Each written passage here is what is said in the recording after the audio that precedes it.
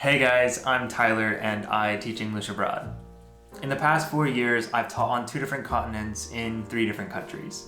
It's been a roller coaster of an experience and it's been incredibly rewarding. And when I think back to those initial days of interest in going abroad and taking the leap, one of the most difficult questions I had to answer was where to go. So today I'm going to share a bit about my story and help you decide where to teach English abroad. We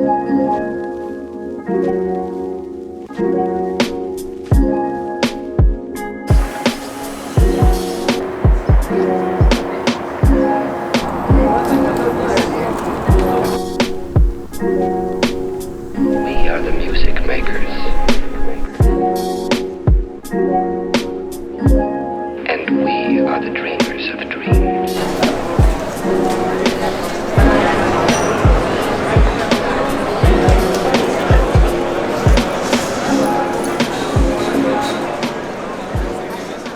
In these past 4 years, I've met a wide range of English teachers. I've met people in middle age, I've met retirees, and I've met people who have relocated their entire families. But the vast majority of English teachers are recent college graduates. The reason being is recent college graduates typically don't have as many responsibilities or commitments as other people do later in life, which makes that first year or 2 after school the perfect time to go abroad. In my experience, a lot of these people see teaching English abroad as an exciting new opportunity, which of course it is. And like with any other travel experience, they tend to look at it as a bit of a novelty.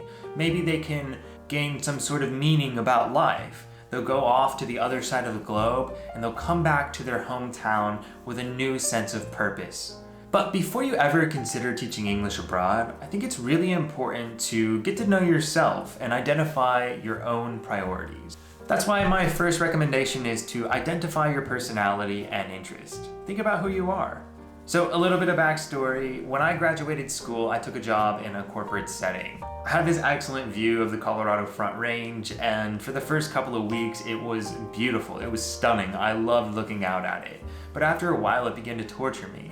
Needless to say, I didn't stay at the job long. After just 6 months, I quit the job and I moved back home to my parents' place. Now, this was one of the most unhappy periods of my life. Long days of doing nothing and having absolutely no meaning. Before I ever discovered the opportunity to teach English abroad, I started filling pages of notebooks with thoughts and ideas, and I started creating lists about things that appealed to me. And that's something I recommend you do as well. While this time period was unhappy, I'm now extremely grateful that I had the opportunity to get to know myself better before leaving to a different country. Another resource you can use to get to know more about your personality is a website called 16personalities.com.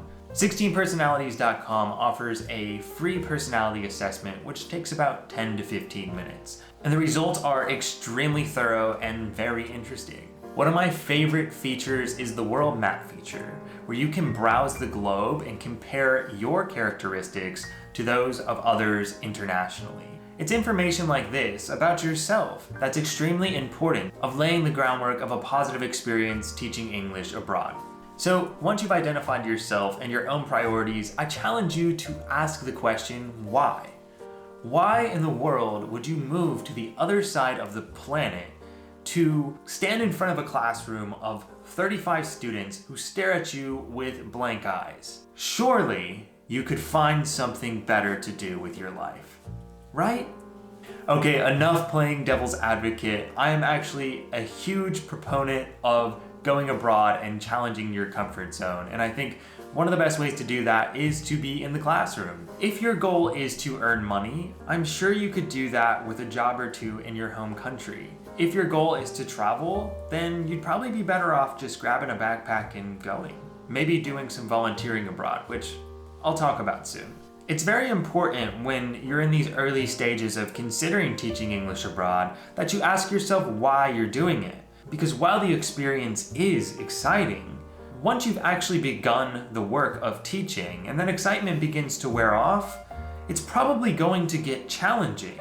And if you don't have a purpose, you don't know why you're there, you're likely to leave early. Alright, so once you've identified your personality and your priorities, and you've questioned why you want to take this exciting leap, the third thing you should think about is the language.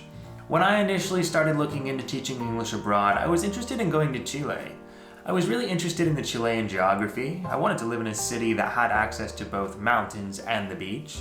I was excited about the culture and the food there, and I really wanted to learn Spanish. Well, I ended up deciding to be more logical, and I decided to go to Korea instead, a country in which I really wasn't interested in the language, and I have no doubt that that contributed to my leaving early. Let's imagine that you decide to teach English in Spain and you're placed in some small Spanish town. No one else in that town speaks English. Sure, maybe you work with a couple of other English teachers who you can chat with at school, but when you're out on the streets, you're going to be forced to try to interact in Spanish. It sounds romantic and lovely, but in all likelihood, you're going to feel incredibly lonely and isolated. Now, if you're coming to a country and you have no knowledge of the local language, it's okay. You won't be expected to speak the local language in the classroom. In fact, in most of the places I've worked, they've specifically asked me not to attempt to communicate with the students in any other language besides English. The idea is to immerse the students in an English-speaking environment. But when you're out and about, life can get extremely lonely. Now, when I taught English in the Czech Republic, I arrived without a word of Czech. And after a year, I could barely order a drink. However, in keeping an interest in the language and learning some words and phrases along the way, I still was able to see some sort of progress, and I was able to interact with others around me. When I arrived in Spain, I had a basic understanding of the language, and in the past year, my Spanish has improved greatly. This has allowed me to make friends in Spanish and to feel like I'm a part of the community. When considering teaching English abroad, it can be easy to imagine this great big adventure, but there are some important realities. And one important thing to consider is choosing a place in which you're at least interested in learning a bit of the language.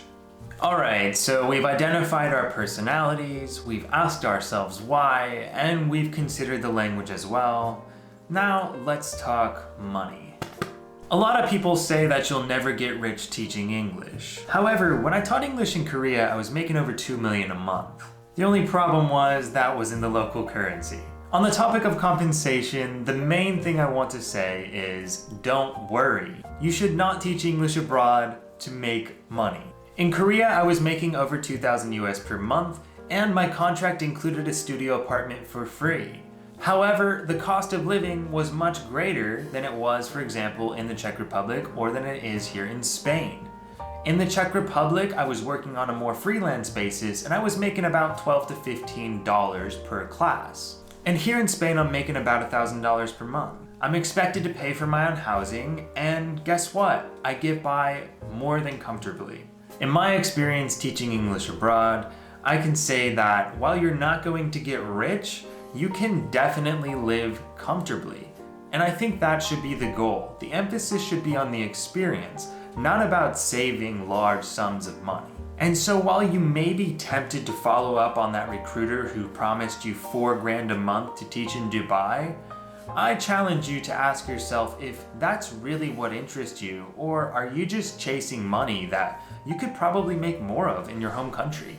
So as I mentioned earlier, in my experience, most of the international English teachers I've met and interacted with are recent college graduates. So if you're one of those people and you decide to take the leap and go teach in a foreign country, the likelihood is that you'll probably only do so for a year or two.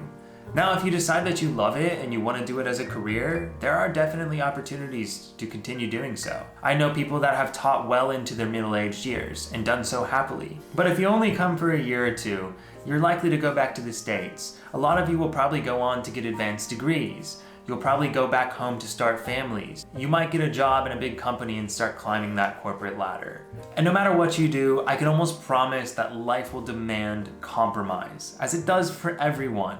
But deciding where to teach English abroad is not the time to begin with compromise. As I mentioned earlier, when I first started looking into teaching English abroad, I was interested in going to Chile.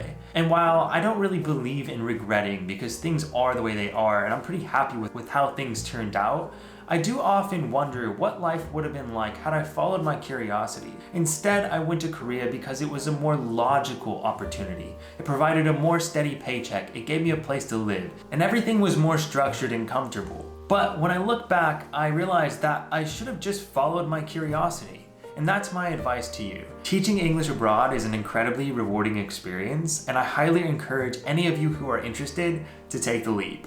So I hope you enjoyed this video. I definitely plan to talk more about this subject again soon. If you have any questions, feel free to reach out to me. So thanks for tuning in, and I'll see you soon.